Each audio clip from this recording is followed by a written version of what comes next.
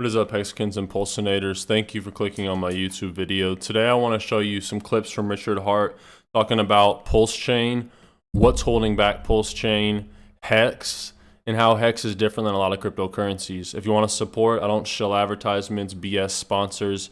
I just share information. I don't get paid for these videos. Never will ask you for money, so beware of scammers in the comments acting like me. All I'll ever ask is for the like button to get pressed. It helps the videos a lot, and you're pumping your own bags essentially because you're growing the Hex community, the Pulsechain community. So hit that like button on the way in.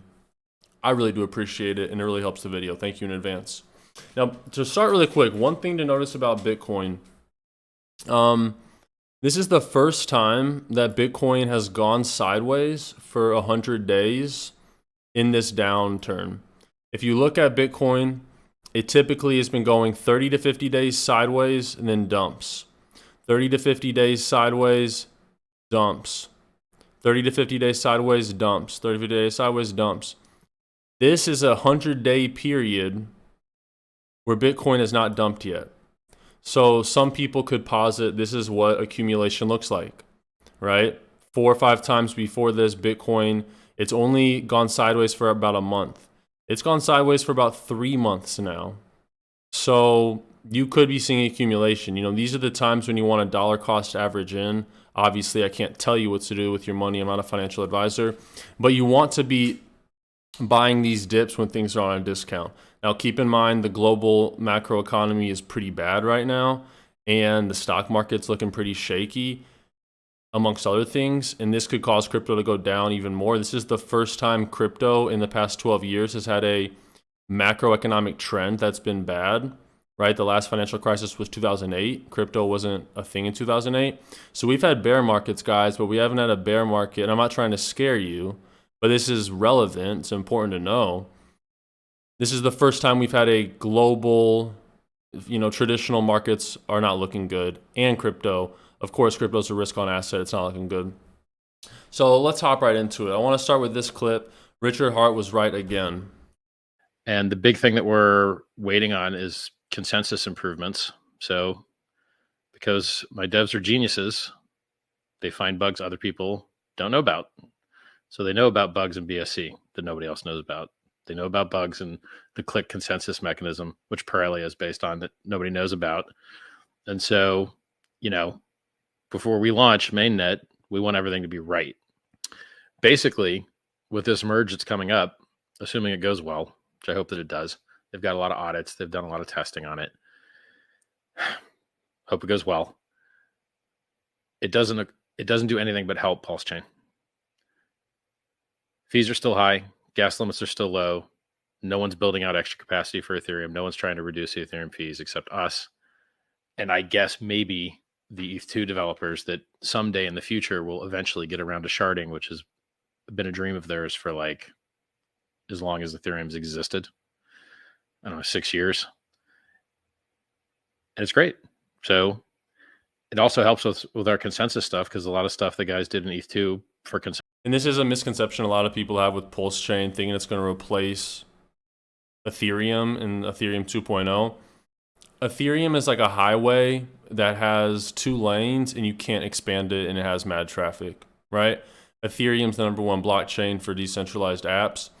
It's going to probably be that way for the long term. It's the app store of the new internet, and it needs assistance. Essentially, Pulsechain and Ethereum can grow together. Pulsechain aids Ethereum. Yes, it's targeting Ethereum, but it's not like Pulsechain will replace Ethereum and vice versa. And I want to play you from this Twitter space, okay, that Richard Hart did. He does some of his similar Richard. If you watch a lot of Richard's stuff, you're going to recognize some of the things he says.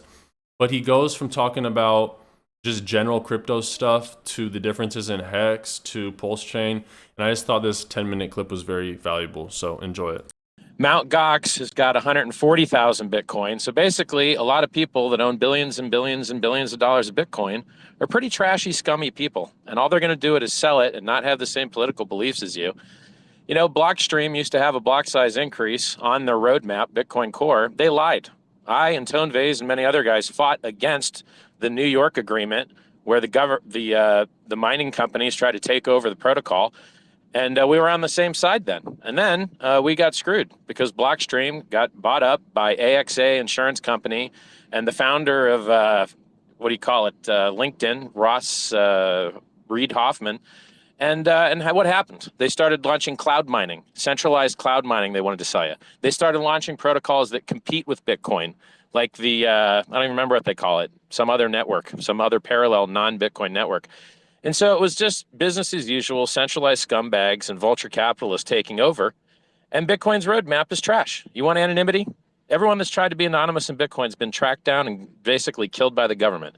So you've got the guys that stole the Finex money. You know why they were sitting on 70,000 Bitcoin still? Because they couldn't get rid of it, because you can't get anonymous enough to get out of it. But if you used Bitcoin, or if you used Ethereum, you could, because you could use Tornado Cash. Guys that hack money in Ethereum actually get to keep their money they stole. But guys that hack money in Bitcoin, they're fucked. They can't get rid of it because you can't get anonymously rid of the shit. And you can't generate yield with it. So everyone gets altcoins to generate yield, and they get wrecked and you know, stupid rug pulls. Or worse, they give their money to a centralized entity like Celsius or BlockFi or so many other horrible centralized entities that Bitcoin was invented to get rid of. But because the stupid protocol can't generate you any yield, you end up giving your keys to somebody else. And that's how Mt. Gox got their 140,000 coins. And that's how the Finex hacker got their 70,000 coins, because the protocol is such trash. Oh, and by the way, all you guys that promote margin trading, you're helping these centralized entities take keys out of people's hands. You're getting one guy on one side of the screen to pretend that he knows what's going to happen and take another guy's money. You got two guys on two different ends of the same screen trying to steal each other's money. And in the middle is the guy reaping all the rewards. Like the recently convicted or settled with the government BitMEX founders, those guys have got an insurance fund with, I don't know, 30,000, 50,000 Bitcoin in it. And it's really just their money. It's their retirement fund. They don't have to use it for insurance. And how do they get their 30 or 50,000 Bitcoin? By everyone on YouTube promoting margin trading, telling you this fantasy that if you just learned a little bit more, you could go take other people's money from them. How honest and beautiful. And all it does is make the trading companies rich. The exact opposite. Those are the new banks. The new banks are the people that give you margin. The new banks are the exchanges. And actually, the new banks are the governments that have seized all these coins from the hackers and the criminals. And so what solves this? A lot of things solves this. Tornado Cash solves this. It gives you actual anonymity and privacy. You don't have to get wrecked by the government or lose all your privacy. If you're a business, you don't have to let everyone know what you pay all your customers. You don't have to let everyone know what you pay your employees. You don't have to let everyone know what you pay your suppliers, because you need actual privacy to function in the world, which is why it's a human right. And Bitcoin doesn't offer it. Bitcoin's also at the top of its S-curve. The richest man in the world already bought and dumped on your heads. Governments have already made it legal tender. Insurance companies have already bought it. Everyone already bought it. It's traded in the most liquid exchange in the history of the Chicago Mercantile Exchange, and hundreds of millions of dollars are traded every single day. And guess what? You're late. It's 13 years old. You're not an early adopter, which is why it's cheaper now than it was 5 years ago. You sat on your Bitcoin for 5 years at a loss. Piece of crap, garbage, trash asset that's the slowest, most expensive database in the world. You can't, when the blocks fill up, and by the way, I've waited 6 hours for a transaction, and you can't fix it. And there's no roadmap. They haven't added features in 5 years. And they've had two critical vulnerabilities where anyone could mint as many free coins as they wanted. And one time they did. Somebody minted 6 billion extra Bitcoin and they had to roll the chain back. And then a couple years ago, 3 years ago, a Bitcoin Cash developer, Bitcoin Cash, that thing down 98% versus Bitcoin, 99% actually. That thing, one of their developers found a critical vulnerability in Bitcoin that would have let anyone mint as many free coins as they wanted. They respectably and honorably and responsibly disclosed it instead of just minting as many free coins as they wanted. And then Blockstream lied and said it was a denial of service patch they were releasing. But really, it was a denial of service patch plus anyone could mint as many free coins as they want. And how many coins have had that problem? XLM had that problem. Ravencoin had that problem. Monero had that problem. AVAX had that problem. But you know what coin is not ever going to have that problem that all those other coins have had, including Bitcoin twice? Hex. Do you know why? Because it's a safe within a safe. Our consensus code is locked and isolated in a place where no one can ever possibly touch it, ever. But the Bitcoin code, it gets modified and changed all the time. Little tiny fixes they tried to do. They tried to make the latency on the network a little bit quicker that introduced that last bug. That last inflation bug that would have let anyone mint as many free coins as they wanted was introduced by a Bitcoin developer trying to make the network stack a little better because it's spaghetti code. And if you try and change one thing or improve one thing, it breaks everything because the consensus touches the wallet, touches the network. It's trash, and there's no written spec, which is why you don't get multiple implementations. No one wants to use them because they're not bit for bit bug compatible. So what you've got in Bitcoin is limp, weak gains. It dumps just as hard as everything else. Bitcoin dropped 75%, Ethereum dropped 85%, Hex dropped 95%. And when they go to get up, which one do you think is going to get up the hardest? Bitcoin's too heavy. It's the top of its S curve. If you buy it now, you're getting limp gains with the same drops. It's a risk on asset. And as long as inflation rates are increasing, Bitcoin price will continue to go down, along with the prices of almost everything else. You know, Hex went up 30x the last time Bitcoin died from 65K when I called the top on the day. And that top call has been in profit every single day for the last year and a half. Every single day for the last year and a half, except one, the Judas candle, the 69K 6% higher high. They got all these guys telling you about technical analysis, long the top, and then wrecked and liquidated. 3 Arrows Capital, liquidated. Willy Woo, liquidated. Michael Saylor at a loss. Elon Musk, I think Tesla lost 9% on their Bitcoin play. All these losers are losing money left and right while I'm God mode giving away this information for free, handing out free coins. Hex was free for Bitcoiners. Pulsechain is free for Ethereum people. I'm giving out free coins, free advice, living the dream. All these guys are losers compared to me. I don't know why you would ever listen to any of them. So for Ton, I'm going to give you the mic now. For other panelists that want to speak, feel free to put your hand up. Ton, I appreciate you muting while Richard before we move over to Tom, Richard, you keep mentioning the 2 Bitcoin inflation bugs, and you mentioned it on the coin telegraph debate that you guys had with Tom. I think this was 2 years ago. Could you educate the audience on what they were and how they affect BTC as well?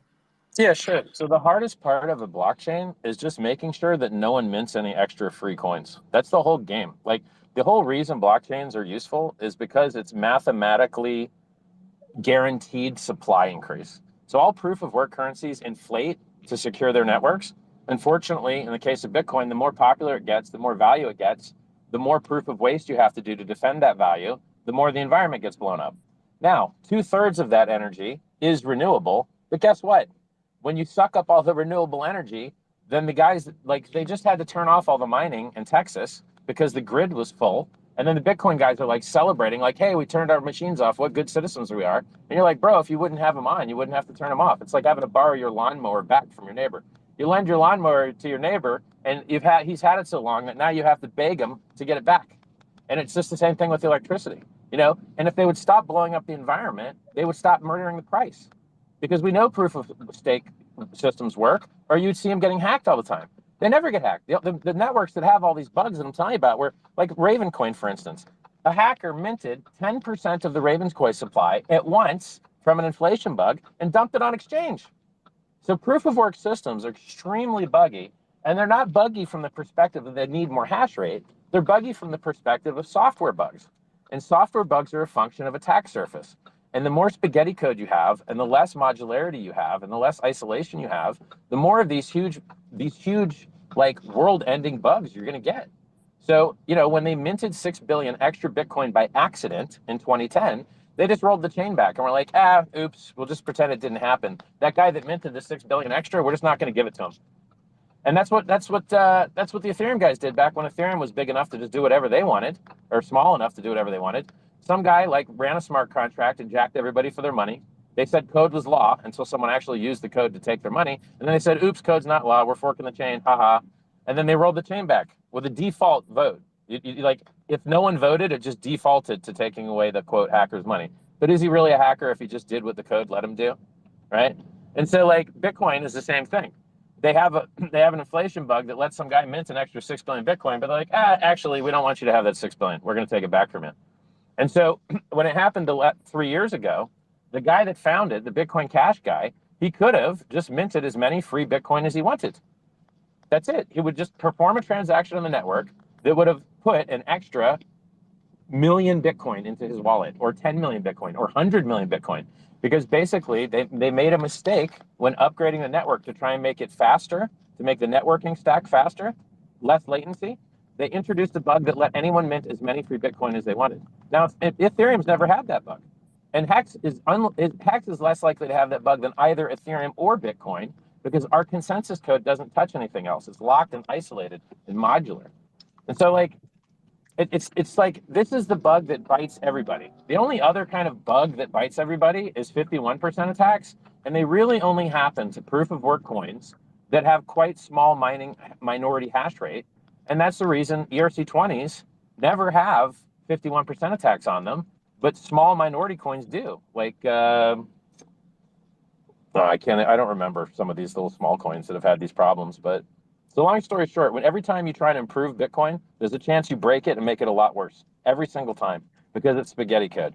And it's run by barely any guys. Peter Wooley, who's 80% of the commits to Bitcoin, just gave up his keys. He no longer can make commits on GitHub. He gave up his keys. Gavin Anderson, who Satoshi Nakamoto All right, so I'm going to call it there, guys. I hope you enjoyed that. If you're still watching, comment peanut butter below. When you watch the full video, it really supports the channel. I greatly appreciate it. So let yourself known as one of my great supporters by commenting peanut butter if you're listening still. Subscribe if you're new. Have a great day. Until next time.